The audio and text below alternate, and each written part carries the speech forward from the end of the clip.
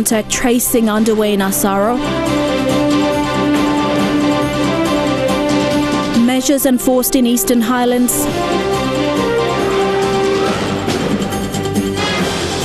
And National AIDS Council concerned. This is National EMTV News with Helen Sayer. Good evening and thanks for joining us for Thursday's news. The National AIDS Council Secretariat is seeking government support to ensure people living with HIV are well taken care of during this time of emergency.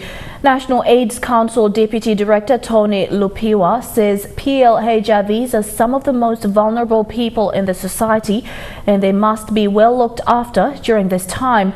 The Secretariat will deliver personal protective equipment to PL-HIVs in all provinces starting next week. Speaking to MTV News this morning, Deputy Director Tony Lupiwa says people living with HIV are vulnerable due to their weak immune system. He says with COVID-19 now in the country, their lives are at risk and they are most likely to develop serious complications if they get the virus. Take our PL-HIVs or people living with HIV in the community, and if they are infected with coronavirus, they can easily spread it to other normal people in the community. Most PL-HIVs have already been heavily stigmatized and discriminated in their society due to their HIV status. And due to their medical condition, most PL-HIVs are not formally employed. The National AIDS Council Secretariat is doing their best to support them in this lockdown period. The PL-HIVs are members of our community and must be accorded at all respect of human rights in terms of equality and equity for support from within our community and from our government. So far, the National AIDS Council has procured over 80,000 face masks for people living with HIV. The face masks will be made available at all HIV clinics in the country and will be distributed to all PL-HIVs when they visit the clinic. Lupiwa says they are using the little they have to ensure PL-HIVs are protected. However, there is a need for more funding. So we are taking that initiative to start off with what little we have to buy the masks and other things to send out to our clinics around the country where they will deliver to people living with HIV coming in for their daily monthly checks. The Deputy Director further highlighted the need for more government support to ensure PL-HIVs are protected in their society. He also called on the people not to discriminate people living with HIV. So that's what we are doing, but we are hoping that the government will give us money to partner with the media, which is what we really want to do. Partner with the media, so we are sending out messages to the community, and especially to the HIV, people living with HIV, and the people at risk, the key population. Lupiwa says face masks for PL-HIVs are now being delivered to Eastern Highlands province. They will be distributing more masks and temperature guns for the other Highlands region and Momase region next week. Rayon Lakingu, National EMTV News. The Philippine Association in Port Moresby has donated a facility which can be utilized as a COVID-19 testing facility. Philippine Ambassador to Papua New Guinea says the facility will assist authorities for testing POIs or persons of interest. The facility was handed over to Foreign Affairs Minister Patrick Parach yesterday. After weeks of preparation by the Philippine Association in Port Moresby, the facility was handed over yesterday during a short ceremony. Through the Philippines Embassy, the facility will now be used by PNG authorities in response to the COVID-19 pandemic. The ambassador says it is critical to assist and also follow health specifications when setting up such facility. And we assure you, Minister, the strict compliance of our national government policy and protocol. In fact, we have stern warning among our Filipino community to cooperate and support wherever we can have the opportunity to do so. Foreign Affairs Minister Patrick Pruitt says the facility will assist government's efforts to do testing and assess with preparations of persons of interest. Minister Pruitt says the gesture proves the strong bond between PNG and Philippines amidst the pandemic. A facility put up by the Filipino community with their own resources to assist our government and our citizens to fight this common enemy which is invisible. With the controller announcing the 8th positive case in the country, the Foreign Affairs Minister urged people to follow directives by the SOE controller. Pruitt says it is critical the public is vested with all matters related to COVID-19. I think it is important that if the government relaxes some of the conditions, it is very important for us to observe those protocols in order to mitigate the spread of this particular enemy, virus COVID-19. Jack LaPava Jr., National EMTV News. Work has begun on tracing everyone who may have come into contact with a 45-year-old Eastern Highlands woman who tested positive for COVID-19. The official announcement of this latest case was made late yesterday by Controller David Manning.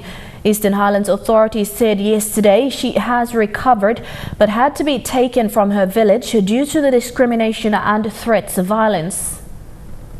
Staff from the Provincial Health Authority were brought in to disinfect the Asaro Rural Hospital. This is the first time that COVID-19 protocols are being put into action here in the province.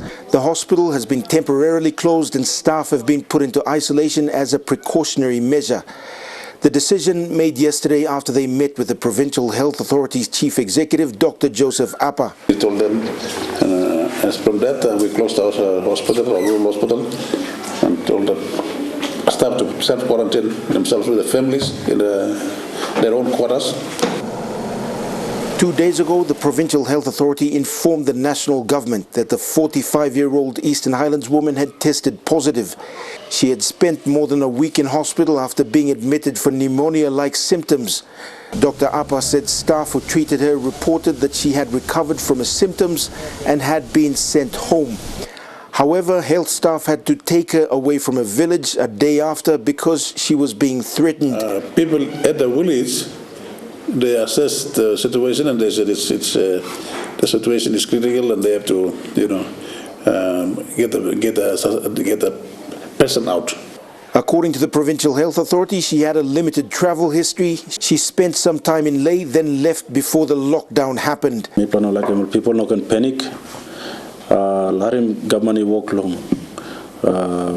Try to contain him spread of this land. Investigate na stop him as a cycle spread. You got facilities, you got online or training. We got on the ground finish. We prepared in advance. The Provincial Health Authority is working closely with the Daulo district to track down who she may have come into contact with in the last 2 months. And while there is a lot of concern, the bigger awareness message has been to remain calm and not respond to the news with fear or panic. Scott Waide, National EMTV News, Goroka. Since the beginning of the month, Goroka town has been under a tight nightly curfew, with police ordering people off the streets as early as 4 p.m. every day. The decision was made to discourage large gatherings in town. While police have maintained control, the Provincial Health Authority has also ramped up its efforts to prepare for a possible outbreak, a day after the announcement of another case of COVID-19. Scott Waide reviews the measures taken so far in the Eastern Highlands. In the center of Goroka town, an officer in a lone police vehicle tells people to go home early. Several hours before the start of a curfew every night, police come out in full force to remind people about social distancing and the dangers of COVID-19.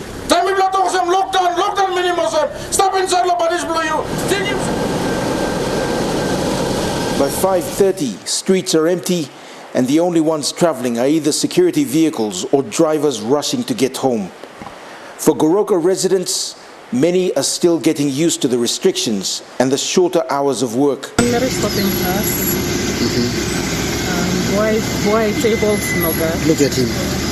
man lo place any na kam sleep on tani lo block on community on pasimotion na man lo na pa province en kam na on chat community on pa on mangio sa staff na city on promotion no more place lo block kam on go house for na you look place like kam inside on block mangi barasi juga to kan you na kam inside the community don. What is worrying for those who live in the villages and urban peripheries is that the restrictions are affecting their ability to do business and pay for their daily needs. Now, all declaring mosem SOE nara something to me ko facing lo place or mama or sister go come lo market na or kisim lili ko market money blow lo buy benefit him this life lo family one time but now SOE work lo. Yesterday, the announcement of the first COVID-19 case in Eastern Highlands brought more uncertainty. 12 health centers from the Asaro Rural Clinic have been told to stay in isolation. The health center was ordered closed for 14 days, the duration of the staff quarantine. Health teams are now in the communities tracing people the patient came into contact with in the last 2 months. The long house over there, the background is where our staff will be. Isolation. At the Goroka General Hospital, the lower quarter of the grounds has been turned into a COVID-19 response center. All suspected COVID-19 cases will be channeled to this area. An old warehouse is now the COVID-19 care center. Staff will work and live in the hospital grounds during their shifts. So we wanted to make sure whoever is working, exposing him herself to the patient, does not exceed 5 hours of contact with the patient. This morning, Governor Peter Numu announced the latest COVID-19 case, but he is of the opinion that businesses should resume and some of the restrictions eased. Government talk you stop also. Government talk you not gonna make him also. You are in talk lo government. Law pass him lo emergency act na kanosem. You play behind him. Scott Whitey, National EMTV News, Goroka. You're watching National EMTV News. We'll be back with more after these messages. Stay with us.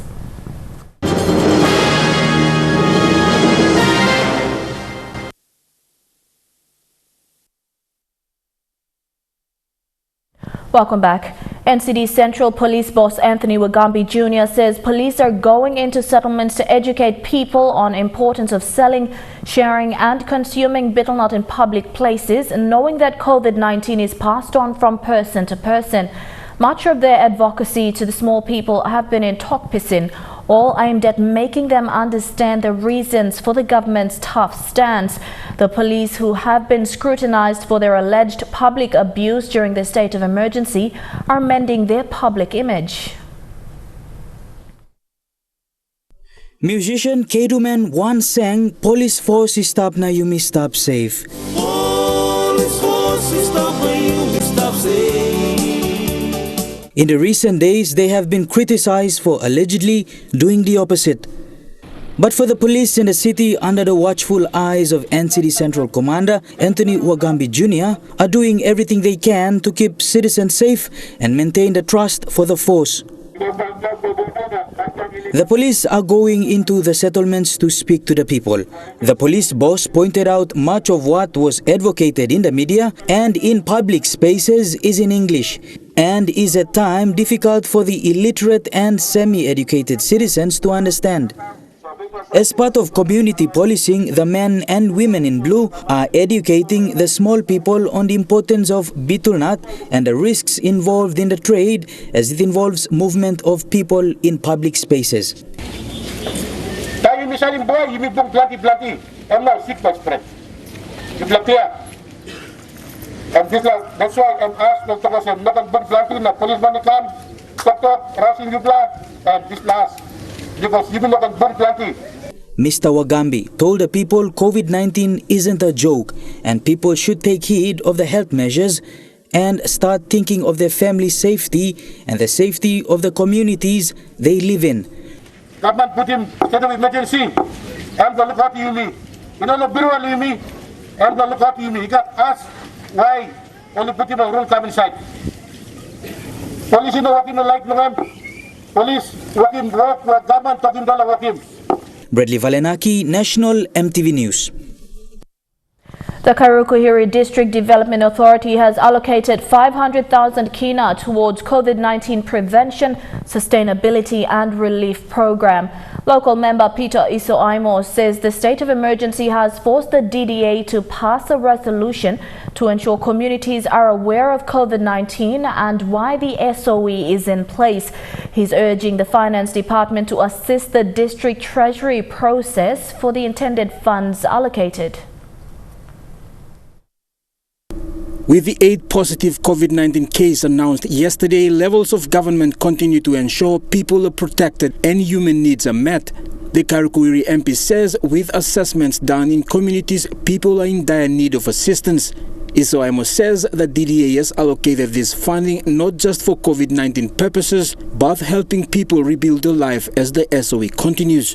People of Mekeo are really pressing hard on their leaders and me as their member to, find other avenues where they are able to sustain their livelihood. The DDA has tasked its 6 LLG presidents and 112 ward councillors to assist the 2 district CEOs in its COVID-19 program. The DDA chairman says the district will also procure PPEs and agriculture seed supplies.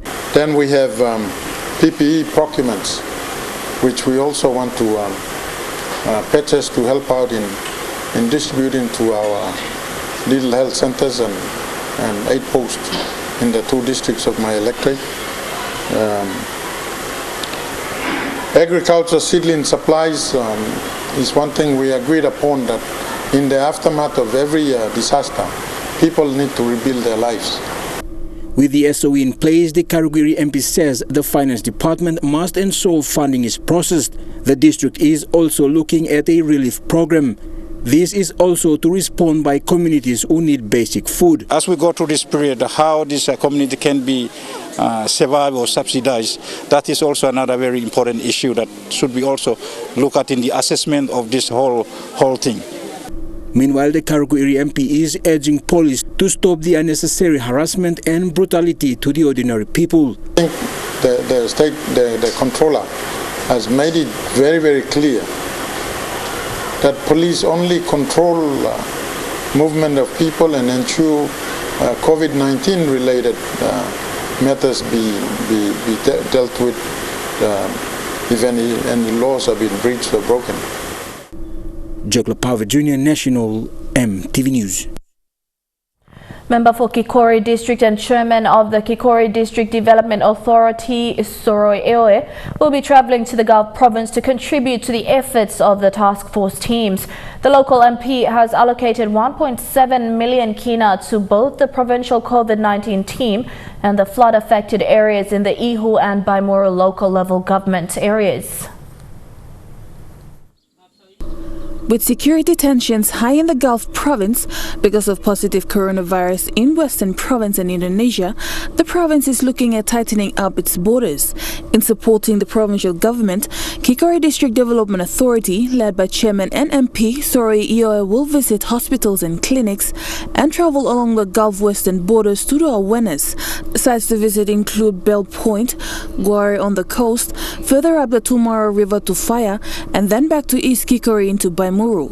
So we go right to the Western Gulf border. Also give support and encouragement to our officers there, particularly police and health officers who will be there. And then come eastward, talking to health facilities, talking to villages, and joining them in giving them confidence. But the important thing is to telling them to observe the instructions being given by our health officers. Kakori District is bordered by 3 Highlands provinces to the north, but the greatest risk of COVID-19 penetrating the district is through trading activities taking place between the Gulf and Western provinces. These include the trade of betel nut, drugs, firearms, and illegal fishing. Given this seriousness of COVID-19 disease now affecting us, this has become somewhat concern concern for our country, our government. That's the reason why we need to protect our borders, and I thank the national government for putting army and police. Given the concern on limited funding and PPE, the Kakori MP has committed 1.7 million kina, which will be distributed equally in the district. The following are the budget breakdown and plans for the COVID-19 awareness and response activities. More than 200,000 kina will be spent on LRG COVID-19 awareness at border hotspots in Kakori, more than 200,000 kina on PPE, strengthening of EU, Orokolo, Paimuru, Karate and fire health facilities, 100,000 kina funding support for Kakori isolation and the quarantine center, 50,000 kina funding for border surveillance and security, and 200,000 kina funding support for the flood-affected areas. Michelle Stephen, National EMTV News. A group of women at Madang's famous house carving outside Madang Resort who depend on the sale of their crafts have been badly hit as a result of the global pandemic on the coronavirus. Speaking to EMTV, the women say they are unable to earn a daily income because there are no customers. They want the national government to come up with a plan on how to address tourism during the SOE period. Yesterday, EMTV visited house carving outside the Madang Resort, where these women sell their handiwork to locals and tourists. We wanted to see firsthand how COVID-19 has affected their businesses. Most of their products are sold to resort guests, mostly tourists. Polo lockdown, mi plaga trusim, pita bata se kisimol trus kamlo hotel blongem, guests pull up, mi pla se woki money, na mi pla kai lo money. Na now yet, despla lockdown e mi stop, no away. Mi pla stop ta sorosem. No at man look silo mi plato. Before truce stop, mi pla got enough money, mi pla say, keke na now e mi stop. Now yeah, now desla si come up. No ko wan pla truce come. Mi pla say sapa, mi pla line mo lily necklace, mi pla say sit down natin. These small entrepreneurs had slashed their prices simply because there are no customers to buy their handiwork. The women pointed out that their business is in the tourism sector and there should be a plan in place to help sustain their craft business during this period. Na mi play no kisim support lo one pla man. En pla government tu no ga look sawe. Yos mi pla now mi pla stop. Mi pla bring him tourism here. Explore artifacts mi pla walking mo tourism kam lo Papua New Guinea. Since mi pla put down no display every no one pla line got look sawe. I think mi pla no got minister lo tourism lawyer lo Papua New Guinea. Ni now em trus board stop no got man kam disla basket. Em misa salim 250 kina now mi tauni mo dan 50 kina now. Em basket misali la 50 kina no got man lo buy now.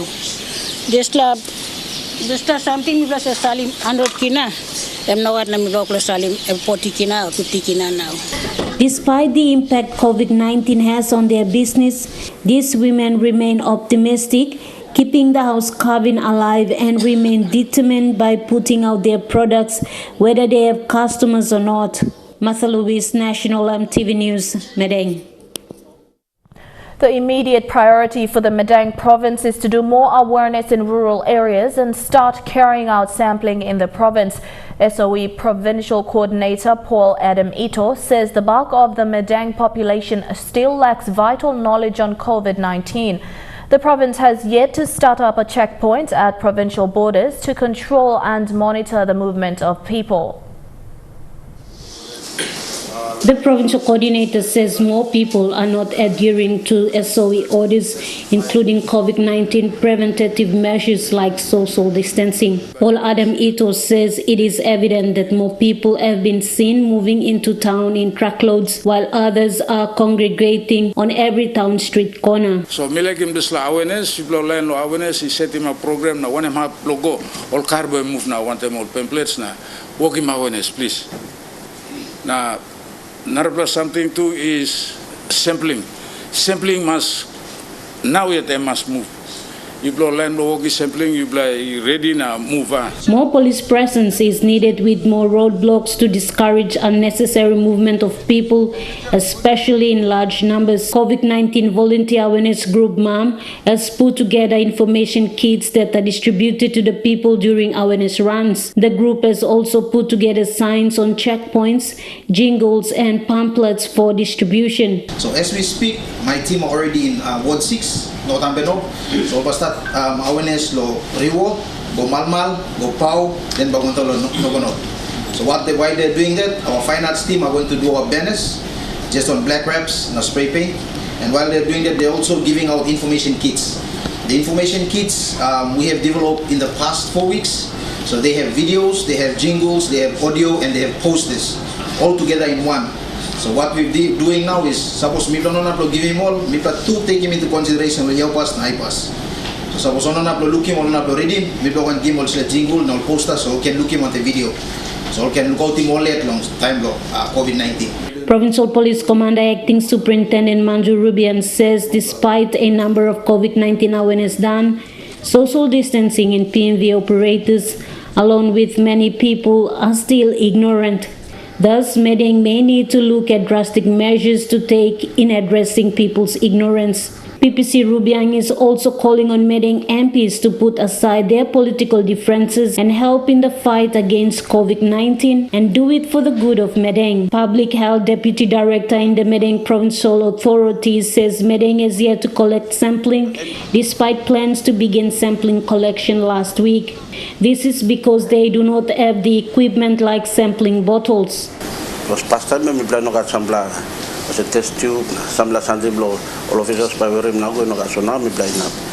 Kamek also wants to make it clear to the people of Medeng that there is no COVID-19 case in the province and should not be inciting fear amongst themselves. He said the only person authorized to release that information would be the SOE controller David Manning. Martha Luis, National EMTV News, Medeng. The banks of Basura River and Lays continuing to erode, destroying homes and displacing settlers in the process. Busu Compound is one of 4 communities along the river that has been hit the worst. Over 3,000 people have been affected so far, and more than 20 houses have been washed away in this year alone. Settlers to the left side of Basura River are living in fear of being completely displaced at the rate at which the river bank is eroding. Many have lived here for generations and like nomads because they had to move several times in a year every time the river burst its banks. Buildings which stood for years, like the community church, was washed away in the recent flood weeks ago. With limited land to move inland, the only option for settlers now is to move back to their villages. Ningninik Laga settled here 32 years ago and lost his home in the recent flood. He settled here so his children would get a better education.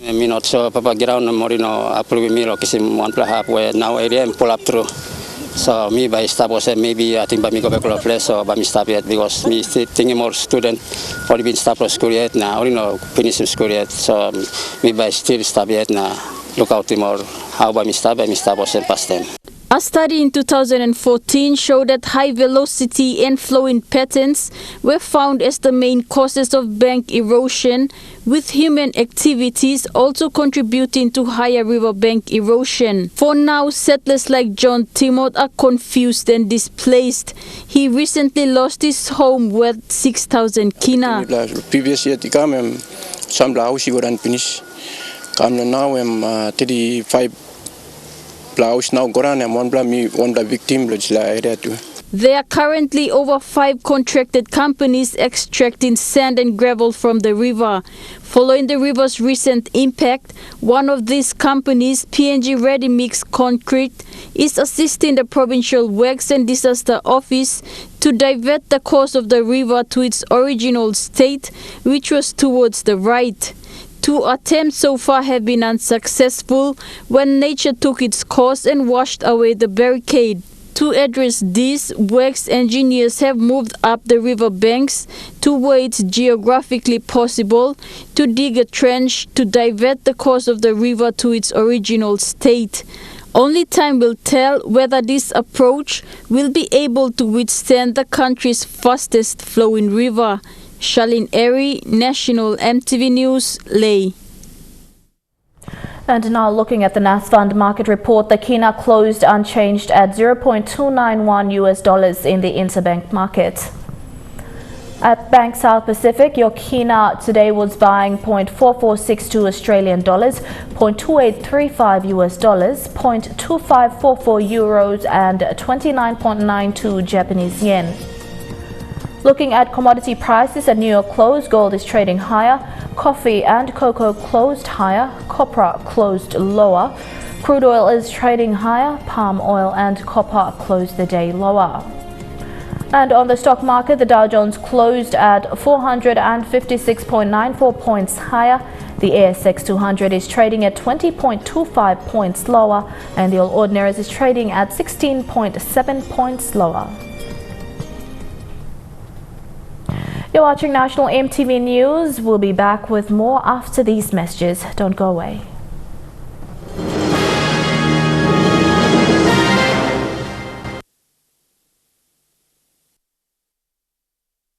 Welcome back to the news. Counting for Menyamya's by-election has begun at Kome LLG with 43 ballots for 16 ward areas.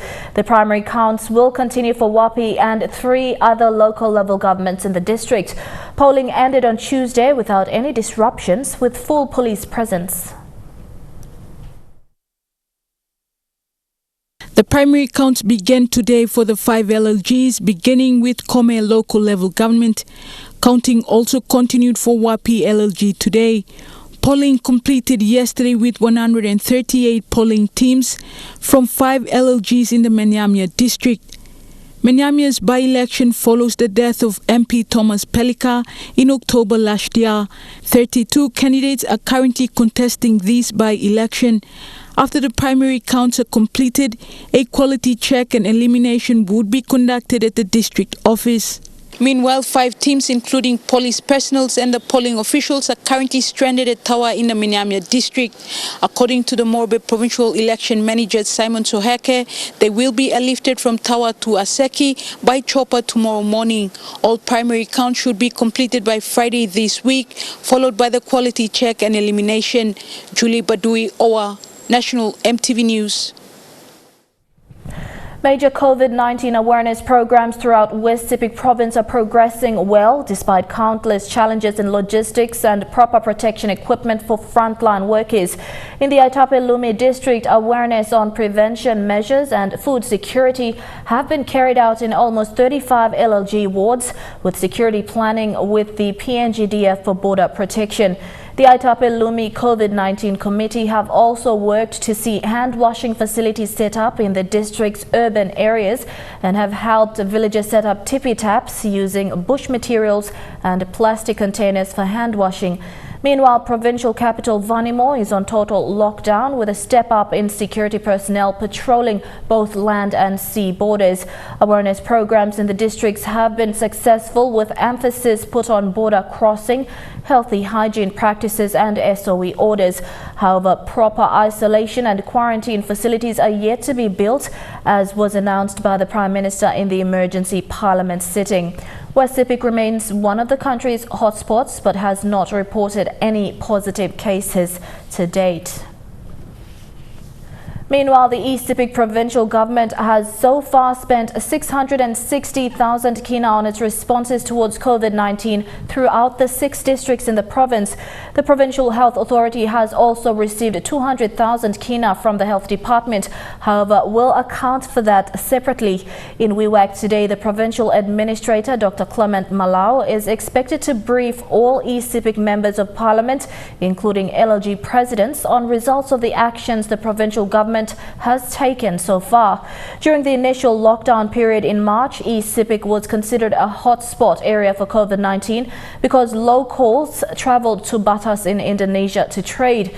As preventative measures, the provincial government has supported the state of emergency order to close the southern PNG Indonesian border, commenced awareness and set up quarantine facilities for those who return to Wewak after visiting the border, including members of the PNG Defence Force based in Wewak. They are the frontline workers and are exposed to COVID-19 on a daily basis. A team of doctors, medical students and volunteers on the ground in North Fly district in Western Province.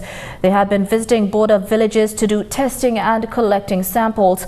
But according to doctor in charge, Dr. Dean, it's been very challenging for his team, having to deal with villagers, particularly the fear shown by the villagers. Godwin Eki reports.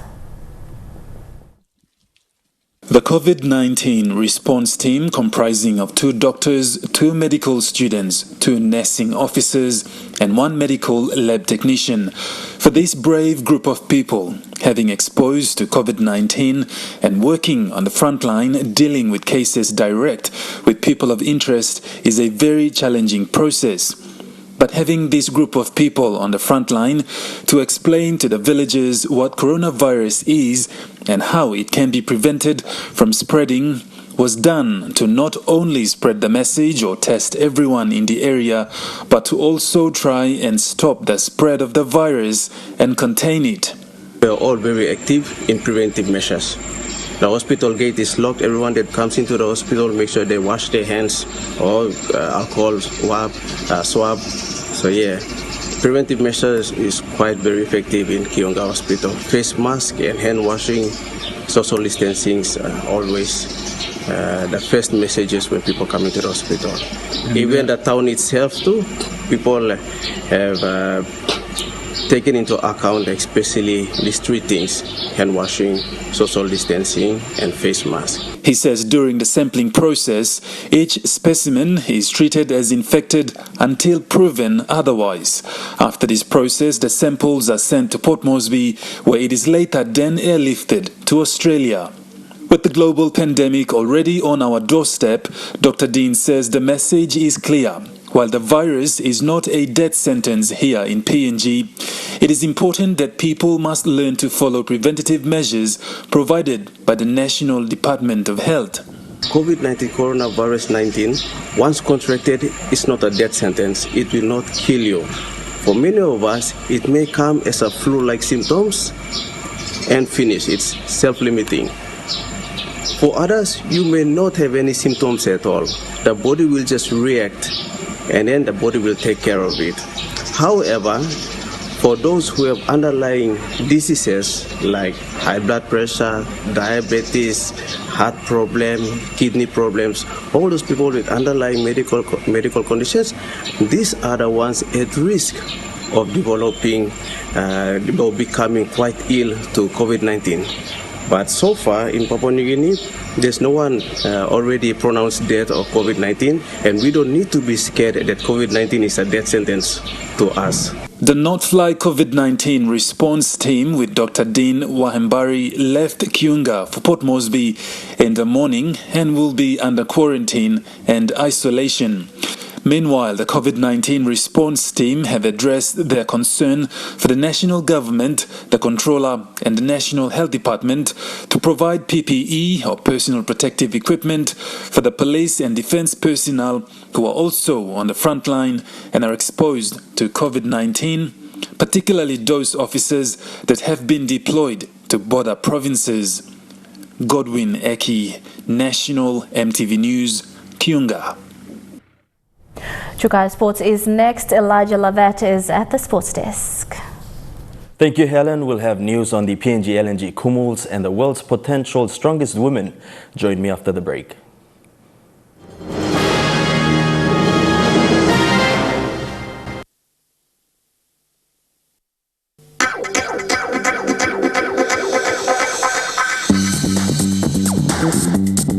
Chukai Sports.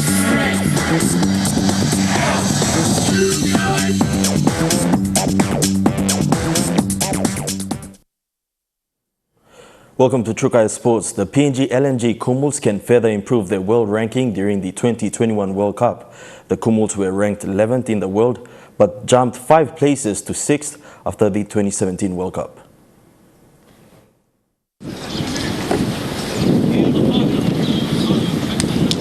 The PNG Kumuls were outstanding during the 2017 World Cup, making it to the quarterfinals and qualifying for next year's tournament. The Kumuls have made significant campaigns against their opponents, the latest being Great Britain, whom they defeated 28-10 in Port Moresby last year to push them to 6th in the men's world rankings.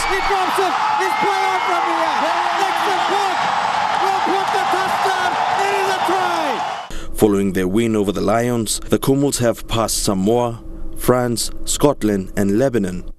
It is possible for the Kumuls to move up to 5th place on the International Rugby League World Rankings. The Kumuls are now in a better position to improve their rankings come the 2021 World Cup. The PNG RFL programs, including the SP Hunters Pathway, will continue to supply players for selection. The Kumuls will be playing a few international matches in a lead-up to the World Cup. Sports video for those in lockdown has caught the interest of many. One in particular of a woman who didn't know her video was sent in. Turns out that she is possibly the ultimate home sport champion. Take a look. Whatever Ali Clare can get her hands on, she'll lift it. Cinder blocks, hungy stones, tyres, she can even pull a ute. I've had a few fails where I've gone under the bar or the tyres like torn on me, as you know, and a rock has landed on my chest. The 31-year-old has no gym equipment. Usually based on the Gold Coast, she returned home to Katikati in the Bay of Plenty for the lockdown. I didn't have time to go get anything and I just ended up with what I've got. While she's using the backyard, she's no backyard amateur.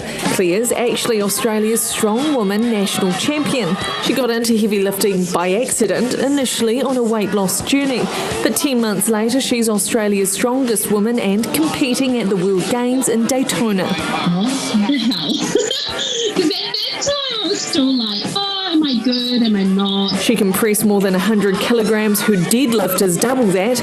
But it's this lift of an Australian presenter which has made her a TV sensation over the ditch. Sam Matt didn't jump with me, and I finally got my hand put up in his genitalia.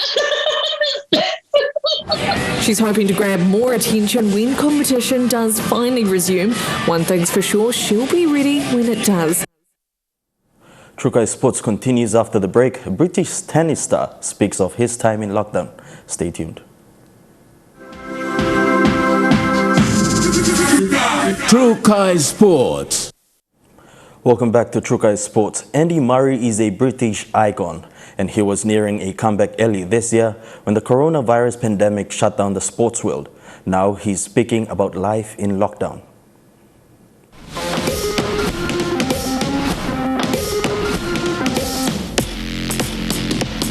Give us an idea of a typical day in the Murray household. We get up with the kids. That can be anywhere from 5:30 in the morning till 7. We've been doing cosmic yoga for it's anywhere from 15 minutes to 30 minutes until 9.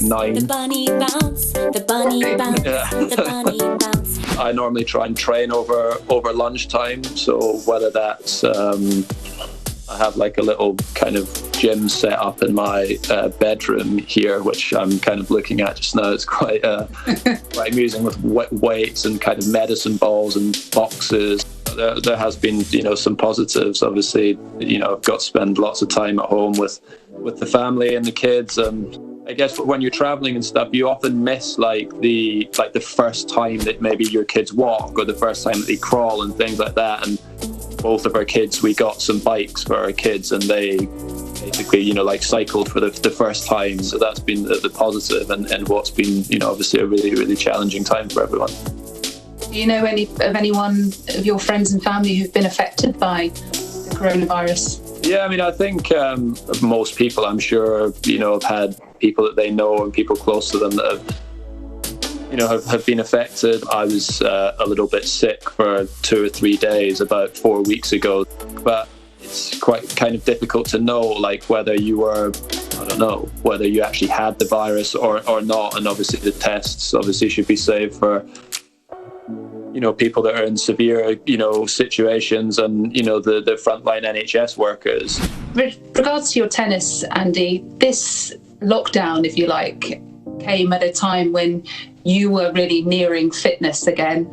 When do you think we might see you back on a tennis court? Yeah, I mean, I would definitely play on the clay, if it goes ahead. I'm a bit sceptical whether it will. I would imagine that tennis would be one of the last sports to get back to normality because we've obviously got players and coaches and teams coming from all over the world into one area. So I'd be surprised if they were back, playing sport by September time, but we'll see. So we know that you and your wife Kim set the 100 volleyball challenge. How impressed have you been with how people have taken up this challenge, and have there been any favourite videos that you've seen?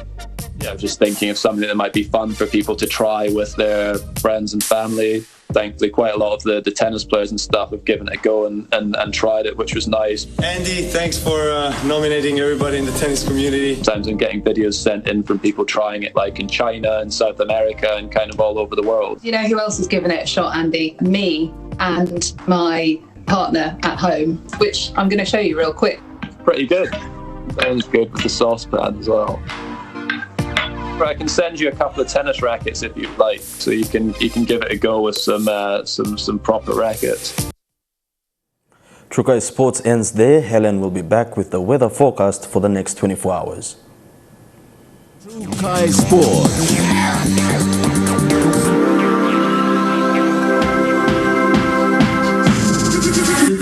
Trukai Sports.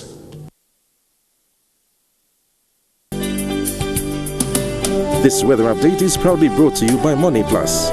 With you always.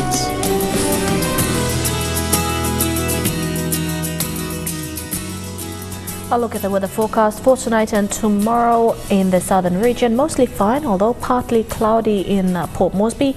Fine weather in Daru. Mostly fine in Alutau. Cloudy with a few showers in Kerema and Popondetta. In the Mamasa region, mostly fine weather in Lae, Medang and Wewak. Cloudy with a shower or two in Vanimo. In the New Guinea Islands region, cloudy with a chance of a few showers in Loringa. Mostly fine in KVN, Kokaporabao, Kimbe. Cloudy with a few evening showers in Buka. And in the Highlands region, mostly fine weather in Mount Hagen, Goroka, Kundiawa. Some chance of light evening rain drizzles and scattered morning fog in Mendi and Wabag.